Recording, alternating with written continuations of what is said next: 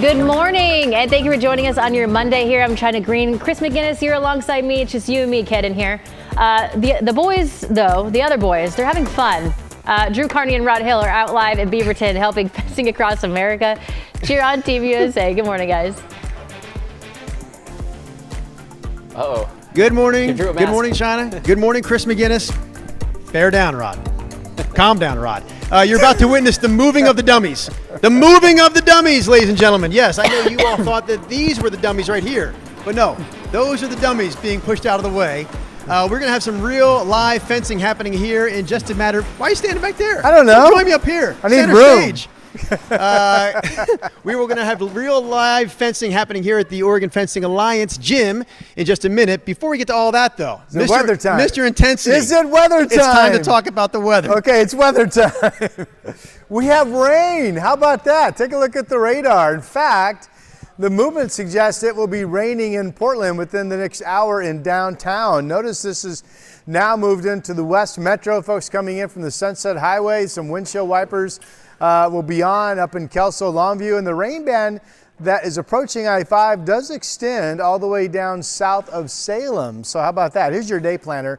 We're in the 60s right now. We think this is a good old-fashioned cloudy day. Noontime temperature 67. The high today only 71. And there is the ongoing chance of more batches of rain moving in at times. Here's Chris McGinnis. Rod, we're on the lookout for those windshield wipers, but first and foremost, we had some earlier slowing on the inbound Sunset of a possible disabled vehicle in the tunnel. It looks like that's clear, but I can show you that the inbound Highway 26 commute is already a little slow right now, especially on that ramp taking to I-405 south. We'll switch gears real quick.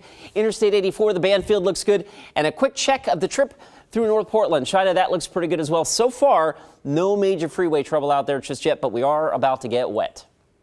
All right, Chris, thank you. Our top story this morning, 4 Providence patients are now suing the hospital and Oregon anesthesiology group after thousands of patients were potentially exposed to hepatitis and HIV. Our Thomas Schultz joins us now from Providence Portland Medical Center with more on this. Thomas, good morning. Hey, good morning, China. And patients are accusing Providence and the Oregon anesthesiology group of gross negligence after they learned that thousands of people may have been exposed to HIV and hepatitis, all due to a single practitioner. Earlier this month, Providence notified more than 2,200 patients that may have come in contact with the diseases due to an anesthesiologist who violated infection control practices. According to the lawsuit, that practitioner treated patients here at Providence Portland Medical and Providence Willamette Falls Medical Center for 6 years, from 2017 all the way to 2023. That same person also worked at Legacy Mount Hood Medical Center for 6 months, beginning last December. In previous statements, both Providence and Legacy say they have not linked any infections to the breach. None of the 4 Clackamas County plaintiffs reported testing positive to an infectious disease either. Though one of their attorneys told us plaintiffs are obviously distressed and concerned about their health. Now, we reached out to Providence and they say that they cannot comment on pending litigation. We also reached out to the Oregon anesthesiology group. We never heard back. China? Thomas, thank you. A man is dead after drowning in the Columbia River. It happened Saturday just before 2 in the afternoon near Government Island. The Multnomah County Sheriff's Office says they got a 911 call of a man who fell out of a boat and never resurfaced. Due to strong currents, the county's dive team was unable to recover the man's body. Witnesses told first responders the man who drowned was intoxicated and not wearing a life jacket. The family of a victim who died in a pedestrian crash 2 weeks ago wants the state to take a closer look at the traffic deaths. 38-year-old Marquita Martin was walking in the area of 58th Avenue and Northeast Lombard when she was hit by a car. The driver stopped, then went to a gas station to call police. Right now, no arrests have been made. Marquita's death is the 33rd traffic death in the city this year and the 12th involving a pedestrian. Marquita leaves behind a 15-year-old son. Her parents have set up a GoFundMe, which is linked on our website. 2 people are dead after a 3-car crash on Highway 30 just west of Rainier. Oregon State Police say 2 people were in the car trying to make a left-hand turn. The driver, passenger, and their puppy died when their car was rear-ended and pushed into oncoming traffic. 2 other cars were involved.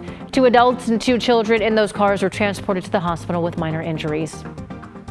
We saw a show of support for local law enforcement over the weekend in Lake Oswego. National charity Wounded Blue held an event to celebrate and support people who were injured or disabled while in the line of duty. The group's founder says injured officers are often thrown out by their departments, himself included. By holding events like Light Up the Lake, he hopes to improve those officers' lives. There was an online charity auction at the event featuring items like Taylor Swift autographed guitars.